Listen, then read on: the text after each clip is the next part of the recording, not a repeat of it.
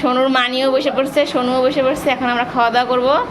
এই যে সোনুর মানি মাংস নিয়ে আসছে, সোনুর মানি আজকে রান্না করবে। এখন খাওয়া দাওয়া করবো এই যে এই ঘন্ট দিয়ে রান্না করতে আসছে। আর আইসে দেখো বইসে বসে শুধু হাওয়া খাচ্ছে দুইজনে মিলে, আর আমি এদিকে খাইটে খাইটে মরতেছি এই গরমের মধ্যে। কি আর করা যাবে, বিয়ে হওয়ার পরেই রান্না করে খাওয়াইস নাই, শেষ হয় নাই। দুজনে মিলে খাচ্ছে দুই মুচি। এই কেমন হয়েছে সোনু, কেমন হয়েছে? লবণ ঠিক আছে? দুই বোবা, মুখ দিয়ে কথা বলতে পারে না। গরমে খাওয়া যাচ্ছে না, এই রোদ্রু এই গরম, এর মধ্যে খাচ্ছে মাংস। ওফ বাবারে, আবার বল মাংস, ও খাসির মাংস তার মধ্যে আবার। গুড মর্নিং, চলে এলাম আরও একটি নতুন ব্লগ নিয়ে। আজকে হচ্ছে রবিবার, তো রবিবার মানে একটু ঘুম থেকে উঠতে দেরি হয়ে গেছে। তো ঘুম থেকে উঠেই প্রথমে দেখো যেটা করছিলাম, জানলার পর্দাগুলো পুরো ঢেকে দিচ্ছিলাম।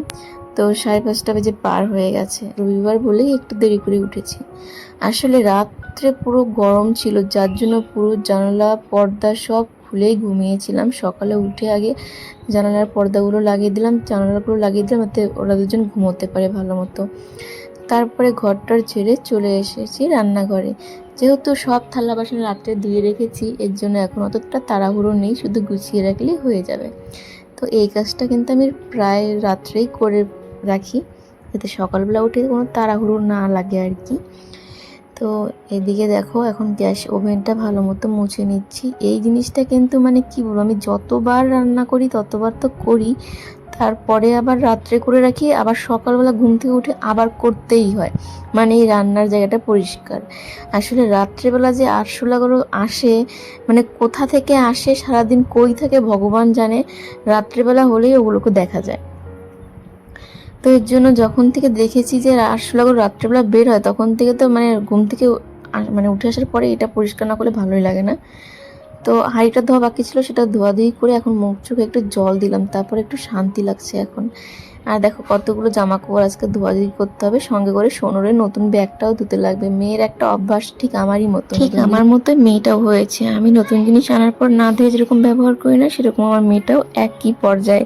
ও নতুন জিনিস যদি আমি নিয়ে আসি, আগে বলবে মা এটা ধুবা তারপরে পরবো, বা ধুবা তারপরে আমি নেবো। সেম টু সেম আমার মতো।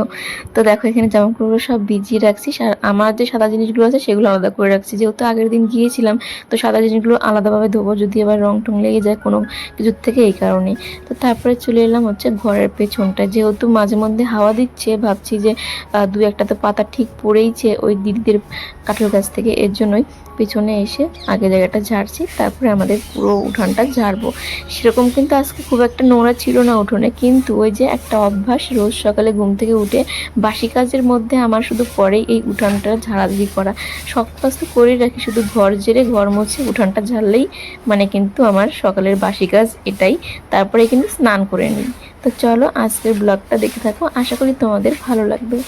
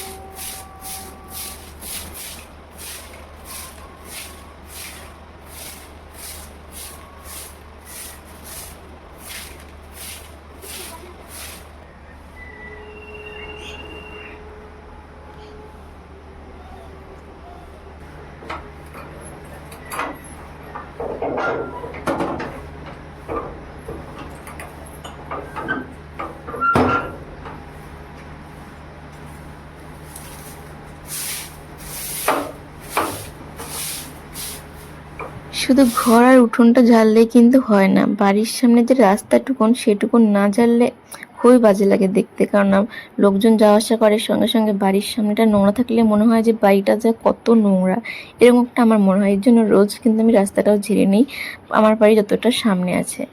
আর এদিকে হচ্ছে আমাদের জবা ফুল গাছটাতে দেখো কত কড়ি এসেছে। যেদিন থেকে দেখছি না এতগুলো কড়ি এসেছে, কি ভালো যে লাগছে, মানে কি বলবো। যখন সোনুর বাবা গাছটা এনেছিল তখন একটু রাগারাগি করেছিলাম, তারপরে এখন যত মানে দিন যাচ্ছে তত ভালো লাগছে যে ইস, এত সুন্দর গাছটা বড় হয়েছে, এখন ফুল ফুটবে কদিন পরে, এত ভালো লাগছে দেখতে, মানে কি বলবো তোমাদের। আর দেখো এদিকে আকাশটা খুব ভালো লাগছে। আর আমি এখন বাকি সব কাজকর্ম সেরে যাচ্ছি স্নান করতে, মানে জামা কাপড় ধোয়াধুয়ি করবো, স্নান টান করবো। তো স্নান টান করে দেখো ঘরে চলে এসেছি, এসে দেখি সোনু আর সোনুর বাবা দুজনেই ঘুম থেকে উঠে গেছে। আর আমি এখন একটু চুলটাকে আশ্রয় নিচ্ছি, যেহেতু শনিবার দিন শ্যাম্পু করেছিলাম, তাই আজ রবিবার শ্যাম্পু করার কোনো কথাই আসে না। তো চুলটাকে ভালো মতো বেঁধে নেবো, তারপরে যাবো রান্নাঘরে। এদিকে মেয়ে বলছে মা আমার খিদে পেয়েছে, তা আমি বলছি মা দ্বারা চুলটাকে বাঁধি, রান্নাঘরে একবার গেলে আর চুলটা বাঁধাই হয়ে ওঠে না, এই জন্য চুলটা বেঁধে নিচ্ছি, তারপরে চলে যাই রান্নাঘরে। এদিকে সোনুর বাবা আমাকে ডাকছে, বলে আসো একটা জিনিস দেখবা নাকি। তারপরে চলে এলাম, এদিকে আজকে ও পুজো করবে। আর এদিকে দেখো কি জিনিস দেখতে পাচ্ছ, কলা গাছে কিন্তু কলা ধরবে, কলার মোচা বেরিয়ে পড়েছে। এই দেখে কি যে খুশি সোনুর বাবা, সঙ্গে সঙ্গে আমিও বেশ খুশি। যদিও কলা গাছটা যখন এনেছিল তখনও আমি বকা দিয়ে গেছিলাম যে কেন নিয়ে আসছো, জায়গা কোথায় কারার। কিন্তু এইখানে দেখো গাছটা হয়েছে, আর কত বড়। আর সোনুকে যেয়ে বলেছি কলা গাছ থেকে কলা হবে, ব্যাস সোনুর চোখ তো চড়ক গাছ হয়ে গেছে। দেখলে আমাদের কলা গাছ থেকে কলার মোচা বেরিয়েছে, মানে কলা ধরবে। ও বাবা, যদিও আমি যখন মানে এনেছিল তখনকার না করছিলাম, আমাদের বাড়িতে নাকি কলা গাছ গাঁথতে হয় না, কিন্তু কিছু লাগানোর পর সে গাছে ফল বা ফুল হলে তো ওটা আনন্দই আলাদা। সোনুর বাবা স্নান করে এসে বলছে দেখো দেখো কি, আমি তো বুঝতেই পারতেছিলাম না। তারপর ওপাশে গিয়ে দেখলাম ইয়া বড় কলার মতো, মানে কি কলাটাকে বেরিয়েছে আর কি, কলা ধরবে। দাদু বলছিল একদিন আসে, যে কালী পুজো হলো না সেদিনকার, যে কী যেন নিতে আসছিলো কলা গাছের পাতা, তখন বললো এত বড় বড় কলার কী বলতে কান হবে না কি বলে, দেখো যাই হোক দেখা যায় কলা কলা কলা কলা। চল এখন খাই আমরা, আম্মুরি খাই, সময় প্রচন্ড খিদে পেয়ে গেছে। হ্যাঁ, তো আমরা তিনজনে এখন আমমুড়ি খেলাম। আমমুড়ি খাওয়া দাওয়ার পরে এখন এই থালা বাসনগুলো সব মেজে টেজে রাখছি গুছিয়ে। যেহেতু আজকে রবিবার তাই একটু রান্নাটা দেরি করে করলেও চলবে। মানে বোন ফোন করেছিল, বা আগের দিনই ও বলেছিল যে হচ্ছে আজকে মাংস খাবে আমাদের বাড়িতে। তো আমি বললাম ঠিক আছে তাহলে তুই মাংসটা নিয়ে আসবি কিন্তু, আর তুই কিন্তু রান্না করবি। তো মাকে আবার ফোন করে বললাম যে ওকে কিন্তু আজকে রান্না করাবো আমি। তো বললো ঠিক আছে, ও বোন নাকি রান্না করবে। তো এর জন্য আমি অত তাড়াহুড়ো করছি না, এদিকে চালটাকে ধোয়াধুয়ি করে মানে হাঁড়িতে রেখে দেবো, তাহলে পরে ভাতটাও তাড়াতাড়ি হয়ে যাবে।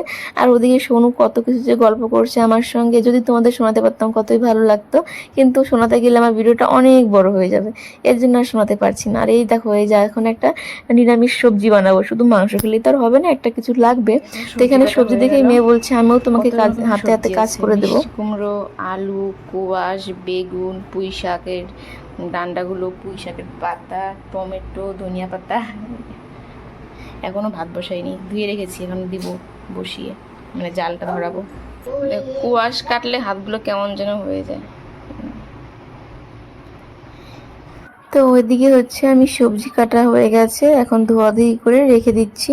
আর ভাতটাও হচ্ছে জালটা ধরিয়ে দিলাম, কিন্তু সবজিটা একটু পরেই বসাবো। এখন আগে সয়াবিনটাকে ভিজিয়ে নিলাম, কারণ আর সয়াবিনটা ভেজানোর কথা ভুলেই গেছি। তো সয়াবিনটাকে ভিজিয়ে আমি চলে গেলাম হচ্ছে বাইরে বাইরে, কারণ জামা কাপড়গুলো আজকে এখনও মেলা হয়নি।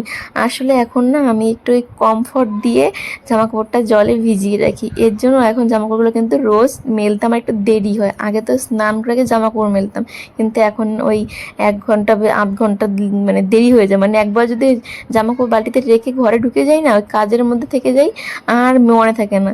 তো এখন এই যে একটু রোদ্র উঠেছে, তো জামা কাপড়গুলোকে মেলে দিলাম। না আমার তো সেটা শান্তিই হচ্ছিল না। সব থেকে বড় কাজ জামা কাপড় মেলে দেওয়া এই বৃষ্টির দিনে, মেলো ওঠাও এই করতেই দিন চলে যায়। তো তারপরে ঘরে চলে এলাম, সোয়াবিনগুলোকে একটু ভালো মতো জলে থেকে মানে চিপে চিপে উঠাচ্ছে। আর শোনো বলছে মা আমাকে একটা দাও না, জানো ও কিন্তু একটু আগে একটা খেয়েছে। অবশ্য ছোটোবেলায় আমিও এটা করতাম, খুব খেতাম, কি ভালো লাগতো। এখন সোয়াবিনগুলোকে মানে ভেজে উঠিয়ে নিলাম, আর তারপরে তেল সম্বার দিয়ে এখন ওই 5 ফোড়ন দিয়ে সবজিটাকে বসিয়ে দেবো।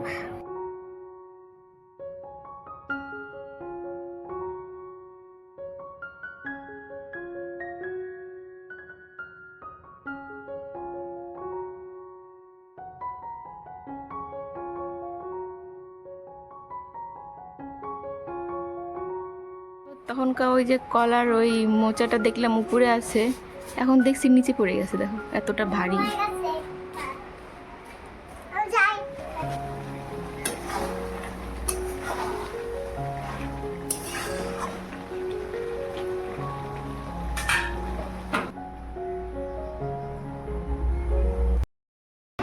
এখন বাজে সকাল 9:30। সকালের খাওয়া দাওয়ার ব্যবস্থা হয়ে গেছে, মানে ওই যে একটা ঘন্ট রান্না করছি, আর এখন খাওয়া দাওয়া করবো আমরা তিনজন আছে।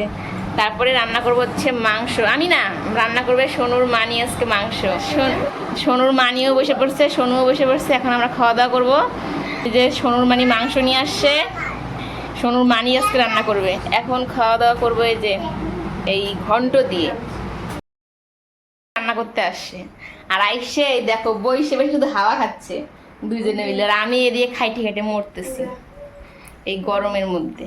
আমি না তো কি আর করা যাবে, বিয়ে হওয়ার পরেই রান্না করে খাওয়াইস।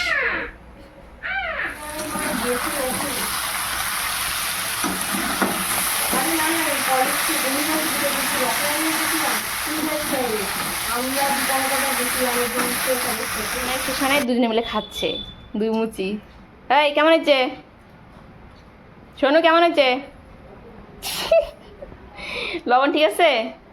দুই বোবা, মুখ দিয়ে কথা বলতে পারে না। গরমে খাওয়া যাচ্ছে না। এই রৌদ্রু, এই গরম, এর মধ্যে খাচ্ছে মাংস। ওফ বাবারে, আবার বল মাংস, ও খাসির মাংস, তার মধ্যে আবার। আমি রান্না করতে করতে অবস্থা দেখো, পুরো ঘাইমে পুরো ঘ হয়ে গেছি। একটু দেখি কেমন টেস্ট হয়েছে, একটুখানি। আমি আর ধরবো না, আমি রান্না করতেছি না, গরম তো দেন একটু। চল,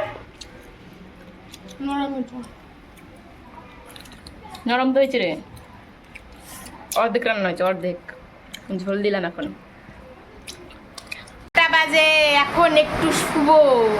আর এই দুইটার অবস্থা দেখো, গরমে প্রচন্ড গরম। একটু তো বৃষ্টি দিলেও পারে, এখন একটু শুই আগে, কোমর পুরো শেষ আমার। পরে আবার দেখো।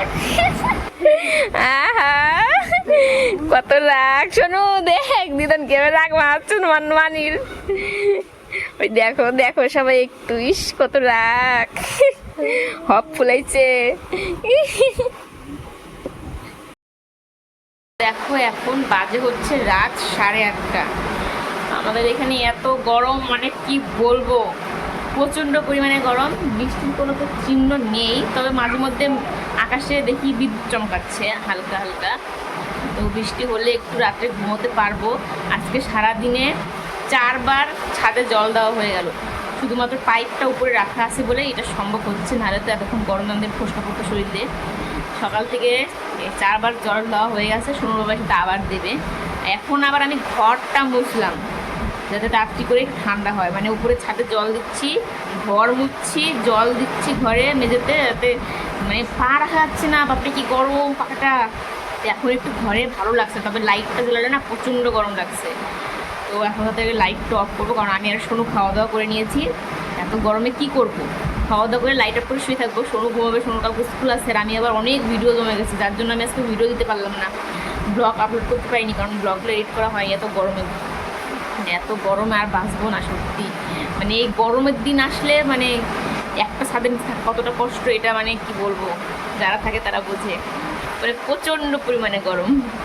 তো যাই হোক, আজকের ব্লগ হয়তো অনেকটা বড় হয়ে গেছে, মানে সকাল থেকে সেই 5:30 থেকে এখন রাত 8:30 বাজে, শুধু ভিডিও করে গেছি, এডিট কিচ্ছু করার সময় পাইনি।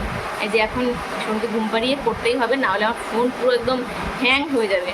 মানে 100টা ভিডিও হয়ে গেছে, শনি আর রবি দুদিন মিলে এত ভিডিও করেছি, একটাও এডিট করা হয়নি।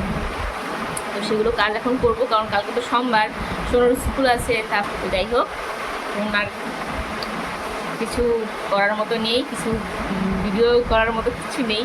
তো আজকে সারাদিন এভাবেই কাটলো, গরমে এ বাড়ি থেকে ও বাড়ি, আর এত গরমে মানে আর বাঁচা যাচ্ছে না। এবার একটু বৃষ্টি দরকার। তো তোমাদের ওদিকে কীরকম অবস্থা অবশ্যই জানাবে, আর গরমে তোমাদের কী কী হচ্ছে সেটাও জানিও। আমার তো পুরো সকাল মানে দুপুরবেলা যে মাংস রান্না করেছি, এখান থেকে পুরো গুড়ি উঠে গেছে, সোনুর পিঠে পুরো ঘামাচি উঠে গেছে এই দুদিনের গরমে। তো দেখা যাক কবে বৃষ্টি হয়। এই 2 দিন আগেও রাত্রে ঘুমোলে কি ঠান্ডা লাগতো সকালের দিকে, তো এখন এমন হয়ে গেছে মানে কোনো মতো জলের মধ্যে শুয়ে থাকি। তো চলো আজকের ব্লগটা এই পর্যন্ত। তোমাদের কেমন লাগলো অবশ্যই কমেন্ট করে জানাবে, ভালো লাগলে লাইক করবে, পারলে শেয়ার করো একটা, আর নতুন হলে আমার চ্যানেলটি সাবস্ক্রাইব করো, ফেসবুক থেকে দেখলে আমাকে ফলো করে পাশে থেকো। তো দেখা হবে আর নতুন নতুন ব্লগে। সে ভালো থেকো, সুস্থ থেকো, টাটা, গুড নাইট।